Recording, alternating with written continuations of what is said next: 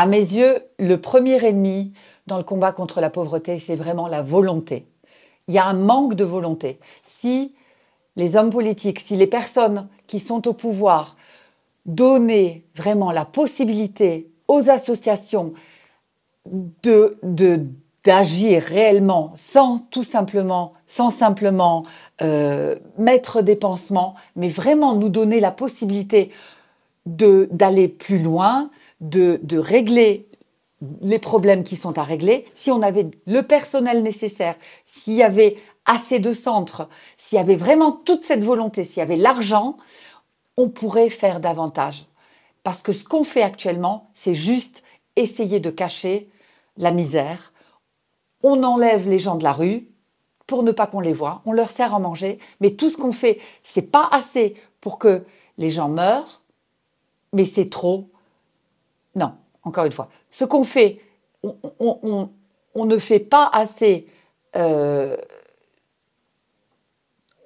les empêche de mourir, mais on les oblige à survivre. C'est pas digne, c'est pas digne. C'est pas normal que dans un pays riche, il y ait encore des gens dans la rue. C'est pas normal que ça soit tellement difficile de trouver des logements sociaux. C'est pas normal qu'on ne puisse pas se faire soigner. C'est pas normal que à partir d'une certaine heure, l'urgence n'a plus le droit d'exister. Non, non, c'est pas normal. Donc il faut une réelle volonté pour changer les choses, il faut montrer les choses, il faut dire les choses pour pouvoir les changer, au lieu de les cacher, au lieu de faire semblant de faire quelque chose.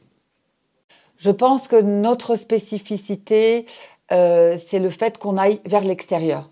On a toujours voulu montrer ce qu'on faisait, montrer les problèmes, sans être trop revendicatif, parce qu'on est obligé de travailler avec le monde politique. On est dans un petit pays, on a besoin d'aide. Donc, à partir du moment où on se fait plus d'ennemis qu'on a d'amis, on n'avancera pas. Tout ça, on l'a reconnu. Et avec le journal, qui était une des toutes premières activités qu'on a lancées, la toute première, c'était sortir dans la rue, offrir des soins médicaux gratuits avec des médecins bénévoles. La deuxième activité était celle du journal, donc montrer et faire participer les gens au débat, faire en sorte que les gens qui sont encadrés dans nos différents ateliers puissent dire ce qu'ils ont à dire, parce qu'ils font partie de la société, et en disant ce qu'ils ont à dire, ils participent au débat, vu qu'il s'agit d'eux. Donc ça, je crois que par rapport à d'autres associations, on a été une des premières associations vraiment à montrer les personnes défavorisées, au lieu de les cacher, au lieu de les protéger, au lieu de parler à leur place, au lieu de les mettre sous tutelle, on les a fait participer. Et ce qu'on fait actuellement dans les ateliers, c'est de dire ce qu'on offre, les services qu'on offre sont toujours des services offerts par des personnes défavorisées pour des personnes défavorisées.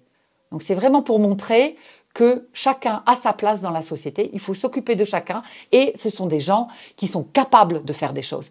Et c'est vers là qu'on doit continuer à aller. Quelle serait la toute première mesure que je choisirais et qu'il faudrait mettre en œuvre? Cette mesure, je dirais qu'elle devrait être, ça serait une mesure dans laquelle il y aurait 3 points, 3 piliers qui doivent être remplis. Le premier, c'est le travail, le deuxième, c'est le logement et le troisième, c'est la santé. Ça ne sert à rien d'agir uniquement sur le logement, parce qu'à partir du moment où une personne est dans un logement, par exemple, et qu'elle est malade, elle ne pourra pas aller travailler. Elle est seule, elle ne pourra pas aller travailler, elle ne sera pas bien, elle aura juste le logement et elle va dépérir de solitude.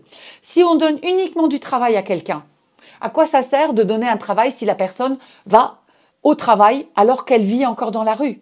Ou alors qu'elle est dans un logement qui est beaucoup trop loin et les conditions pour arriver à son travail ne sont pas remplies. Une personne qui travaille dans le secteur du nettoyage, qui doit travailler de nuit, Comment elle fait pour retourner dans son logement? Donc, il faut que toutes les choses s'embriquent, il faut que ça soit approprié à la problématique des différentes personnes. Et troisième chose, la santé, comment aller travailler, comment survivre dans un logement à partir du moment où on est malade. Donc, il faut vraiment, pour moi, il faut ces trois choses-là et pas une seule chose.